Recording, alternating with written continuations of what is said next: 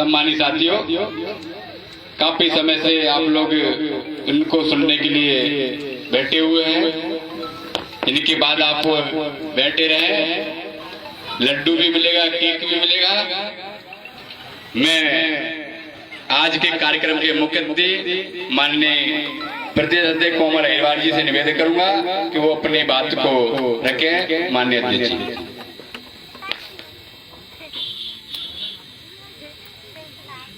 साथियों, पहले तो सभी माताओं बहनों को, बुजुर्ग साथियों को और हम उनके साथियों को बहुत बहुत क्षमा, चूंकि मैं एक और कार्यक्रम में था और लेट हो गया और लेट होने के कारण आज आप लोगों को मैं जो बात सुनाने आया था शायद वो नहीं सुना पाऊंगा, लेकिन कोशिश करूंगा कि कम शब्दों में जो सार तत्व है मैं आपको बता दूं।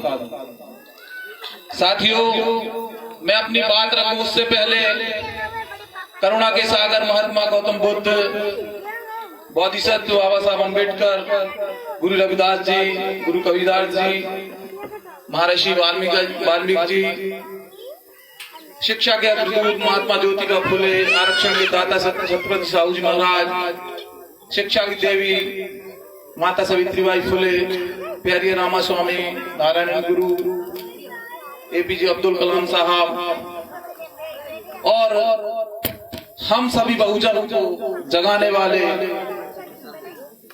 हमारे गुरु, हमारे रहबर मान्यवर कांजी राम साहब के चरणों में कोटि कोटि नमन। और इस बहुजन समाज को पुनः बुलंद आवाज देने वाले, बहुजन समाज को एक ढाल की तरह रक्षा करने वाले हमारे बड़े भाई भीम आर्मी के संस्थापक, आजाद समाज पार्टी के राष्ट्रीय अध्यक्ष चंद्रशेखर आजाद जी को मेरा नीला सलाम, क्रांतिकारी सैल्यूट। इसी तारतम्य में हमारे बड़े भाई भीम आर्मी के राष्ट्रीय अध्यक्ष मेने रतन जी को क्रांतिकारी सैल्यूट, मंजीत भाई, कमल सिंह भाई और मध्य प्रदेश के हमारी आन बान शान भीम आर्मी के हमारे छोटे भाई सुनील बैरसिया जी, सुनील अस्ते जी, सत्येंद्र सेंगर जी, नीरज चंसौरिया जी, मनोज सेमल जी और मंच पे बैठे हमारे छोटे बड़े सभी पदाधिकारीगण। साथियों, सबका नाम लें, काफी टाइम हो जाएगा, मैं आपको क्षमा चाहूंगा आप लोगों से। और ये संगीत में महफिल को सजाने वाले हमारे गुरुतुल्य पितातुल्य दादाजी के चरणों में कोटि कोटि नमन करता हूँ और हमारे जो यहाँ के विधानसभा अध्यक्ष हैं बंसल साहब, उनको भी क्रांतिकारी सैल्यूट करता हूँ। साथियों, आज इस आयोजन में बैठी हमारी छोटी बहन ममता कुशवाहा जी का भी मैं बहुत बहुत धन्यवाद करता हूँ, क्योंकि आज उन्होंने फिर मुझे दोबारा बुलाया। इसके पहले मैं सुमावली चुनाव प्रचार में आया था। साथियों, आज बहुत ही पावन दिन है, एक ऐसा पर्व है कि ना तो हमारे लिए वो दीपावली हो सकती है, ना ही हमारे लिए कोई ऐसा पर्व हो सकता है जो आज हमारे लिए है। साथियों, आज उस महामानव का जन्मदिन है, आज उस महामानव की जयंती है जिन्होंने अपना पूरा जीवन बलिदान करके, पूरा जीवन अपना इस बहुजन समाज को लगा के आप और हमें अनेकों महापुरुषों को खत्म करने के बाद पुनः जिंदा किया उन्हें और हमें आजादी दी। आज मानवर साहब नहीं होते तो निश्चित ही हम और आप ना तो बाबा साहब अम्बेडकर को पहचान पाते, ना ही फुले साहब को, ना छत्रपति साहू जी महाराज को, ना ही प्यारे रामा स्वामी को, और ना ही हम और आप अपने अधिकारों को पहचान पाते। साथियों, मुझसे पूर्व काफी वक्ता थे जिन्होंने उनकी जीवनी पे काफी कुछ प्रकाश डाला। उनके साथ साथ मैं तो अध्यक्ष जी का जो हमारे भीम आर्मी से हैं उनका धन्यवाद करूंगा, और दादाजी का जो गीत के माध्यम से आप लोगों को जागृति दे रहे हैं और दी है। तो साथियों, आज मैं सिर्फ और सिर्फ एक ही बात करूंगा। वह जो मानवर साहब ने एक बुक लिखी थी, एक किताब लिखी थी, आप लोगों ने शायद नहीं पढ़ी होगी। जो यहाँ युवा बैठे, हमारे बुजुर्ग बंधु बैठे हैं, उन्होंने पढ़ी है और समझी है, और उसी का ये कारण है कि यहाँ गिनती के चंद शेरों के बीच में आज भी वो डटे हैं। उस बुक का नाम था चमचा युग, और आज चमचा युग के ही कारण हम और आप सत्ता तक नहीं पहुंच पा रहे। हमें और आपको उन चमचों को पहचानना होगा जो हमारे बीच में लोमड़ी, गीदड़, शेर, क्या कहें, या भेड़िया, जो हमारे बीच में भेड़िया के रूप में बैठे, हमारे बीच में भेड़िया के रूप में आते हैं। एक शब्द और हम कह सकते हैं कि वो भीषण भी। साथियों, उन विभीषणों के कारण ना तो मानवर साहब का सपना पूरा हो पाया है और ना ही बाबा साहब अम्बेडकर जी का। लेकिन आज उन्हीं चमचों के कारण फिर एक बार हमें पीछे हटना पड़ा। उसका कारण मुख्य यही है कि जो हमारे सामने दल खड़े हुए, चाहे वो भाजपा हो, चाहे कांग्रेस हो, या अन्य मनुवादी दल, ये इतने शातिर हैं, इतने बदमाश, इतने चालू हैं। इनको सब कुछ पता है कि आखिर हमें इस बहुजन समाज को कैसे लूटना है। कौन पैसे में लुटेगा, कौन शराब में लुटेगा, और कौन गले में हाथ डाल के। तो साथियों, उस चमचा युग की बात कर रहा हूं मैं, उस चमचा युग बुक की बात कर रहा हूं मैं, जो आज आप प्रत्यक्ष देख रहे हैं। हमारे गुरुकुल यहाँ लोग बैठे हैं, वह इस चीज को बता सकते हैं। आज हमारे राष्ट्रीय अध्यक्ष चंद्रशेखर आजाद जी को आप देख सकते हैं। आप ही बताएं, 5 साल से ऐसा कौन सा संगठन था, ऐसा कौन सा दल था जब SC, ST, OBC और माइनॉरिटी के ऊपर अत्याचार होते थे और ये लोग आते थे। अगर कोई आता था तो वह सिर्फ और सिर्फ भीम आर्मी के चंद्रशेर या चंद्रशेखर आजाद जी या विनय भाई। साथियों, दुख इस बात का है, आप लोगों को लग रहा होगा जो आज वर्तमान में चुनाव हुए, उपचुनाव में जो मनुवादी दल एक फजीती कर रहे हैं, एक हमारी जो आजाद समाज पार्टी बहुत तेजी से जो आगे बढ़ रही है, उसकी फजीती कर रहे हैं। तो मैं उसका उदाहरण बता दूंगा आखिर है क्या।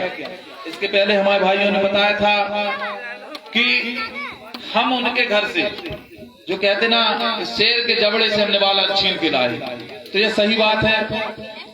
मैं फिर कह रहा हूं, जिस दिन बहुजन समाज जाग जाएगा, जिस दिन इनका मशीन तंत्र खत्म हो जाएगा, उस दिन हमारा लोकतंत्र आ जाएगा। आज चंद्रशेखर भाई हारे नहीं है। चंद्रशेखर भाई को 8000 जो वोट मिला है, वो चंद्रशेखर भाई का वोट नहीं है, वह वोट योगी का है। हमारा वोट तो योगी के पास में है। जो वोट डाइवर्ट हुआ ईवीएम से, वो आप लोग देख रहे हैं, और आप लोग बिल्कुल भी चिंता ना करें। पूरे भारत में यह चीज सामने आ चुकी है, हमारे लोग समझ चुके हैं, और आज यहाँ जो हम बैठे हैं, ये आप लोगों के सामने एक बात रख रहे हैं। तो आप देख सकते हैं यहाँ ओबीसी के लोग, हमारे बड़े भाई सब के सब यहाँ बैठे हैं। क्यों बैठे हैं? वो चाहते तो चुनाव के बाद भाग जाते, वो चाहते तो दूसरे दल में चले जाते, लेकिन आखिर वो क्यों यहाँ? क्योंकि वो समझ चुके हैं किस प्रकार से मनुवादी संगठन, एक मनुवादी पार्टी आरएसएस भाजपा हमारे लोगों का शोषण कर रही है। आज जिस पे मानवर साहब ने विश्वास किया, जिस पे हम और आपने विश्वास किया, जिसको हम बहुजन समाज पार्टी कहते हैं, आज उन्हीं ने हमें और हमारे समाज को खत्म कर दिया। हमारे बड़े भाई एक नहीं, दो नहीं, 5-5 बार बहन जी से मिलने गए। बहन जी से बार बार मिलने की कोशिश की उन्होंने कि एक बार बहन जी सिर्फ हमें अपना भतीजा बना ले, हमें अपना भाई बना ले। और अगर बहन जी ऐसा कर देती तो निश्चित ही हम और आप आज सत्ता में होते। साथियों, आज स्थिति वही है कि बहन जी ने सिर्फ और सिर्फ वह काम किया जो मानवर साहब ने मना किया था। मानवर साहब ने स्पष्ट कहा था, जो इसके पहले हमारे वक्ताओं ने कहा कि मैं ना ही शादी करूंगा, ना मैं घर जाऊंगा, ना ही मैं अपना परिवार बसाऊंगा, ना ही किसी प्रकार की मेरी संपत्ति होगी, अगर होगी तो वह बहुजन समाज की होगी। तो साथियों, बहन जी ने वही गलती की, उनकी बुक पढ़ लेना आप लोग, उन्होंने खुद लिखा था जब मानवर साहब ने उनको उत्तराधिकारी बनाया था पार्टी का, और यही बात आई थी सामने कि मैं कभी अपने परिवार वालों को, अपने इस पार्टी में, अपने इस दल में उत्तराधिकारी नहीं बनाऊंगा। लेकिन उन्हीं ने जो कलम लिखी थी, जो मानवर साहब ने कहा था, वही बहन जी ने लिखी। लेकिन आज क्या हो रहा है आप देख सकते हैं, आज उनका भतीजा इस पार्टी का उत्तराधिकारी है, और वो पार्टी आज आप देख रहे हैं उसी कारण, उस वंशवाद के कारण, जो अपन वंशवाद की बार बार बात करते थे, उस वंशवाद के कारण सब कुछ खत्म हो गया। और अगर खामियाजा भोगना पड़ा तो इस बहुजन समाज को, इन हमारे पिता तुल्य भाइयों को, बुजुर्गों को, चाचा को, इनने पूरा का पूरा जीवन गंवा दिया। आज मानवर साहब होते तो निश्चित ही रो रो के मर जाते कि क्या सपने हमने देखे थे इस बहुजन समाज के लिए, और एक बहन ने आखिर ऐसा धोखा क्यों किया, सिर्फ और सिर्फ अपने भाइयों के लिए,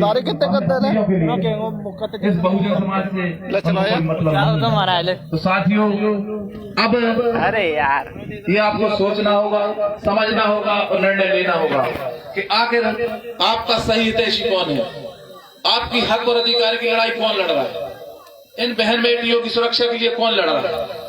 मैं नहीं कहूंगा, ये निर्णय आपके हाथ में। जब 2015 से लेकर निरंतर भीम आर्मी काम कर रही थी, बहन बेटियों की सुरक्षा के लिए काम कर रही थी, भीम पाठशाला चला रही थी, तब तो दूर दूर तक पार्टी नहीं थी। लेकिन पार्टी कब बनाना पड़ी, क्यों बनाना पड़ी? जब हमारे लोगों ने देखा, समझा कि हम सिर्फ और सिर्फ डंडे, गोली और जेल के लिए बने हैं। वोट के लिए तो सिर्फ और सिर्फ वह चमचों का दल है जो चमचागिरी कर रहा है। फिर भाई ने और पूरे राष्ट्रीय कोर कमेटी ने निर्णय लिया कि नहीं, जब हम डंडे और लाठी खाएंगे तो वोट भी हम ही लेंगे। और उन्होंने निर्णय किया, और मानवर साहब के जन्मदिन पर आज के ही दिन पार्टी का गठन हुआ। हम सब लोग गए थे, और आज उस गठन को 2 साल हो गए। और उस पार्टी के गठन में जो तरक्की हुई है, जो विकास हुआ है, वो आप लोग नहीं समझ सकते, लेकिन मैं समझ गया हूं, और मैं पूरी कोशिश कर रहा हूं कि आप लोग भी समझ जाएं। चंद्रशेखर भाई ने और हमारे भीम आर्मी के शेरों ने जो काम किया है, वह ना तो भाजपा कर पाई 1980 से, ना 1885 से कांग्रेस कर पाई, और ना ही कोई दल।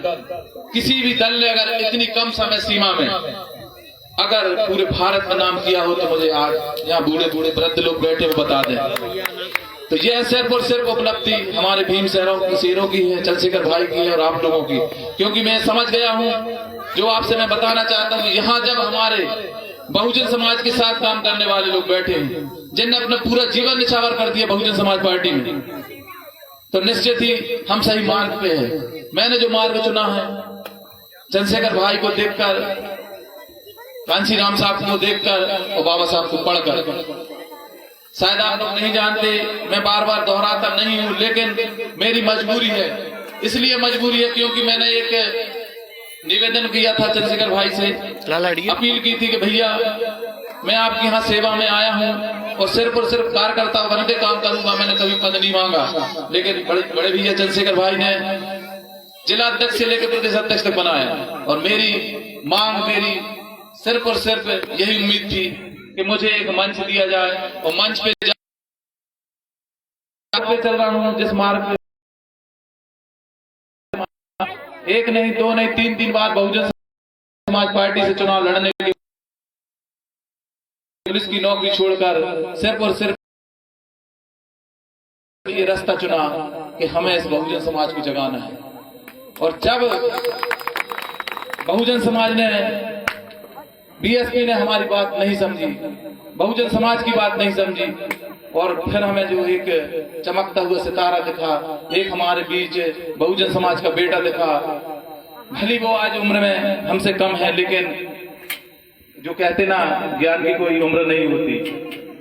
तो मैंने उनका साथ दिया और उनके साथ खड़ा हो गया और उन्होंने जो मुझे इज्जत बख्शी वो आप देख सकते हैं। तो साथियों, मैं सिर्फ इसलिए मैं अपने बारे में बताना चाह रहा हूं कि आप लोग समझ लें मुझे क्या जरूरत थी। मेरे साथ के कोई टीआई है, कोई डीएसपी है, कोई एसपी है। मैं भी चाहता पीएससी सिलेक्ट होके या इसी में प्रमोशन पाके थानेदार टीआई बन सकता था, लेकिन मैं यहाँ क्यों खड़ा? मैं इसलिए खड़ा कि ये जो मूवमेंट है, जो आजाद समाज पार्टी काम कर रही है, जो भीम आर्मी काम कर रही है, यहाँ सिर्फ और सिर्फ समर्पित लोग हैं। यहाँ चोर, दलाल, चमचे और जाटूकार नहीं। तो साथियों, अंत में मैं आप लोगों को यही बताना चाहता हूँ कि अगर मैंने मानवर साहब के जीवन से कुछ सीख ली है, बाबा साहब के जीवन से कुछ सीख ली है, तो वह यह है कि मैं आपके सामने खड़ा हूँ निस्वार्थ भाव से। और मेरा निवेदन है कि आप लोग भी इन बच्चों की खातिर, अपनी खातिर नहीं, इनने पूरा जीवन निछावर कर दिया, हम लोग भी कर रहे हैं, लेकिन ये जो आने वाली पीढ़ी है इसे हमें बचाना है। और आने वाली पीढ़ी कैसे बचेगी? जब हम सत्ता पे जाएंगे, जब हम सत्ता में काबिज होंगे। और सत्ता में कब काबिज होंगे? जब हम अपनी वोट नहीं बेचेंगे, जब हम अपनी वोट को रोकेंगे। जो बाबा साहब अम्बेडकर ने कहा था कि राजनीतिक सत्ता बेहमास्टर चाबी है जिससे हर समस्या के ताले खोले जाते हैं, और आप मंदिर मस्जिद ना जाकर सत्ता चालू कर दियो रे तो बोलो तो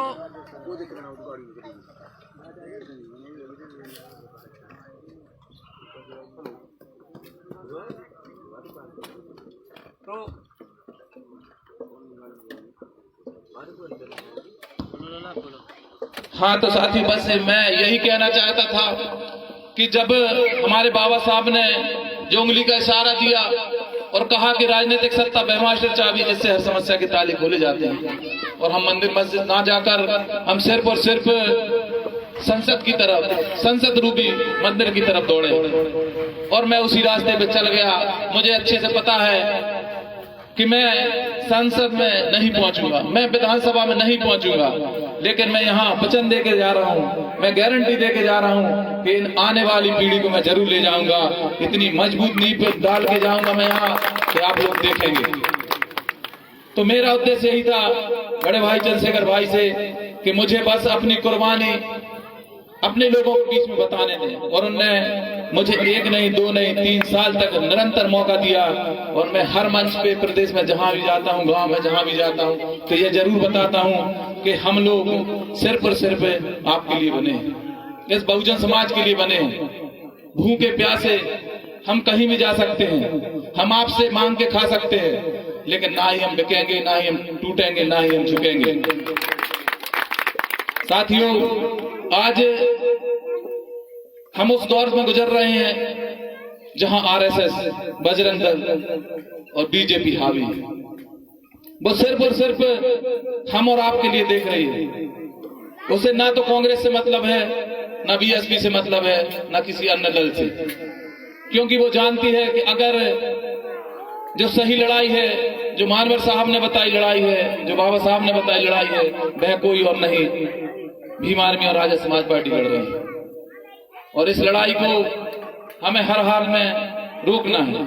और इस लड़ाई को रोकने के लिए आज हमारे बीच में विभिन्न प्रकार के दुष्प्रचार किए जाते हैं, चाहे वो चंद्रशेखर भाई के लिए हो, चाहे हमारे लिए हो, या आपके लिए हो। तो मेरा निवेदन है आप सभी भाइयों से और माता बहनों से, बहकाने वाले बहुत लोग आएंगे, बदनाम करने वाले भी बहुत लोग आएंगे, लेकिन आपको सिर्फ और सिर्फ एक ही चीज देखना है, वो है हमारी कुर्बानी, हमारे चंद्रशेखर भाई की कुर्बानी, जो 1 नहीं 2 नहीं कई बार तुम्हारे और हमारे लिए जेल गए, जिन्होंने 1 नहीं 2 नहीं 3 बार राजू का जैसी धारा सही हमारे पीछे जो बैठे हैं, हमारे साथ में जो बैठे हैं, चाहे नीरज भाई हों, चाहे मनोज श्यामल जी हों, सबकी सब क्रांतिकारी साथी हैं। 1 नहीं 2 बार 4 बार सब जेल गए हैं। किसके लिए? वो अपने स्वार्थ के लिए नहीं। जब एक्ट एक्ट की बात आई थी 2 अप्रैल 2018 में, तो यही लोग थे आपके अधिकार को बचाने वाले। तो इनको भी मैं क्रांतिकारी सल्यूट करता हूँ। और चंद्रशेखर भाई तो हमारे वह आइकॉन है, मैं नहीं जानता, मानवर साहब को मैंने देखा था, लेकिन आज फिर पुनः यह बात स्पष्ट हो गई जो मैं नहीं जानता था कि फिर से हमारे कांसीराम साहब जन्म लेंगे। लेकिन आज मैं आपको विश्वास दिला रहा हूं कि कांसीराम साहब की ही छवि चंद्रशेखर भाई में है, वो आप देख सकते हैं। और अपन नहीं मानते पुनर्जन्म, लेकिन फिर भी कहेंगे कि कर्मों से उनका पुनर्जन्म हुआ है। तो साथियों, आप लोग सब ताकत दें इस भीम आर्मी के लिए, इस आजाद समाज पार्टी के लिए और चंद्रशेखर भाई के लिए, ताकि हमारे यहाँ से चाहे वो कुशवाहा जी हों, चाहे नीरज भाई हों और चाहे वे सहमल जी हों, ये सत्ता में पहुंचे। आप लोग की आवाज बुलंद करें और आवाज बुलंद करने के बाद जो विकास होगा वह आपने अभी तक 75 साल की आजादी में नहीं देखा होगा। साथियों, बोलने को काफी टाइम है, क्योंकि अब मुझे जाना है। मेरा निवेदन है आप लोगों से, इसके बाद फिर आप लोग मुझे एक बार बुलाएं, कोशिश करें 1 घंटे 2 घंटे का अपन निरंतर कार्यक्रम रखें बोलने का, और एक अवसर और दें। इन्हीं शब्दों के साथ मैं अपनी वाणी को विराम दूं। उससे पहले पुनः मैं आप लोगों को मानवर साहब की जयंती और पार्टी की स्थापना दिवस की ढेर सारी बधाई देता हूँ, शुभकामनाएं देता हूँ और मंगल कामना करता हूँ। जय भीम, जय भारत।